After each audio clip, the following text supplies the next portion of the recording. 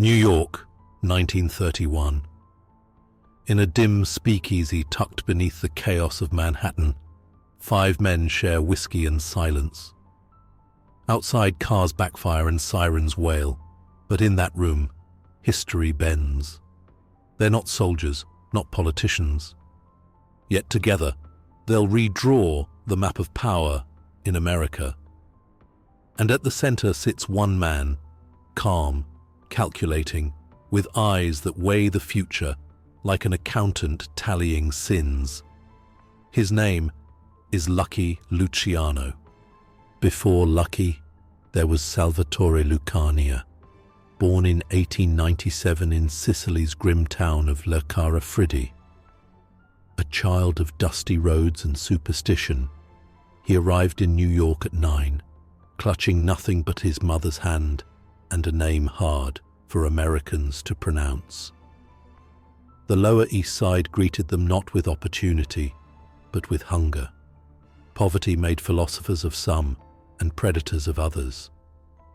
By 14, Luciano had chosen the latter. He ran errands for neighborhood gangs, learned English from gamblers, and studied survival at the corner of corruption and ambition. When other kids memorized baseball players, Luciano memorized debtors, favors, and secrets. Even then, he understood the rule that would define his life. Power rests on control, not chaos. America was anything but organized. Ethnic gangs fought in alleys, blood-staining streets over bootlegging routes. Sicilians, Irish, and Jews divided territories like feudal lords, each convinced the other unworthy of respect. Prohibition turned cheap liquor into liquid gold, and violence became policy. Luciano watched the old bosses cling to medieval codes, demanding honor, while the FBI learned to trace whiskey trucks by tire marks. He saw inefficiency not as weakness, but as opportunity.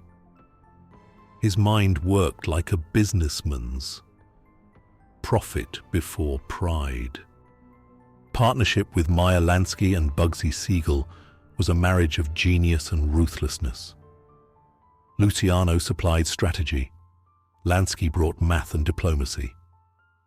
Together they built an empire that could outthink bullets. But old bosses like Joe Masseria and Salvatore Maranzano stood in the way, dinosaurs roaring against evolution. The Castellamarese War erupted, years of assassinations, betrayals, and whispered prayers before each sunrise. Luciano played both sides, smiling through gunfire.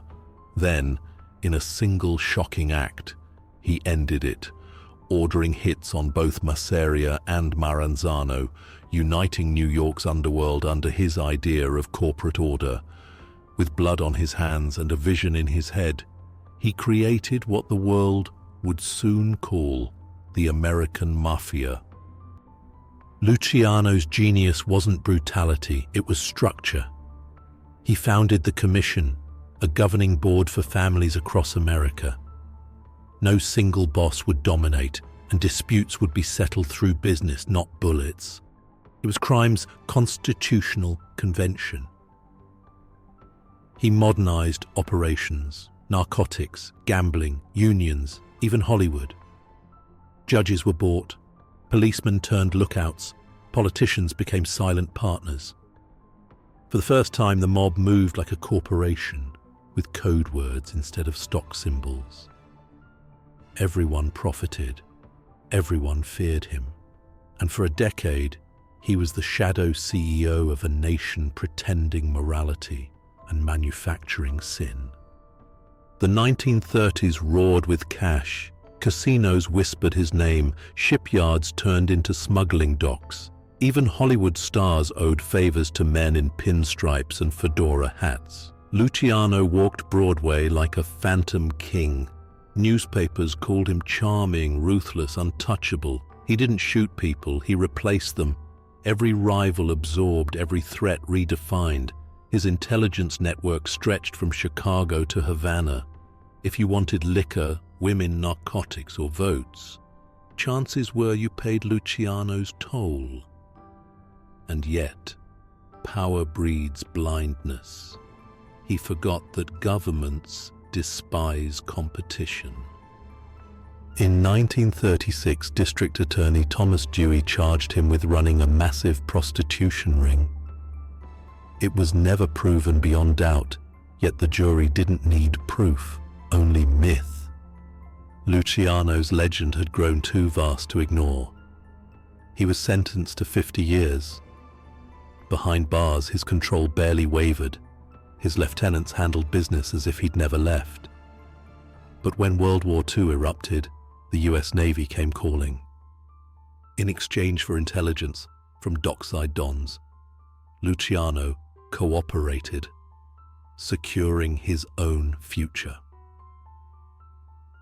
After the war, he was quietly deported to Italy.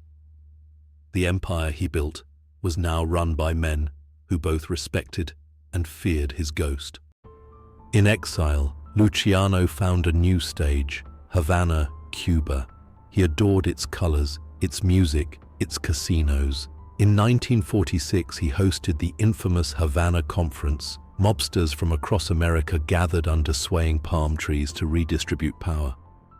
He dreamed of a global empire, turning crime into an international brand.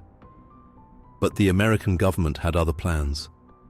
Under pressure, Cuba expelled him. Each door closed tighter, his legend swelling beyond control.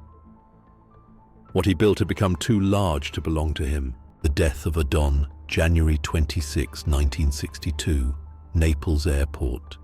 Luciano lights a cigarette, waiting for a film producer who wants to sell his story. The irony almost poetic. Moments later, he collapses. The man who built the foundation of modern organized crime dies quietly as the evening sun dips behind the Tyrrhenian Sea. No bullets, no blood, only breath escaping a man whose name became myth. Today, Lucky Luciano is both hero and villain. Historians call him the architect of the American Mafia. Philosophers might call him proof that order, even in the hands of the wicked, is still order. He brought business logic to brutality, and in doing so, left behind the uneasy legacy of brilliance without conscience. Behind every modern crime family, from New York syndicates to global cartels, echoes of his blueprint remain. The world may crave justice, but it never forgets genius. And perhaps that's the most dangerous empire of all.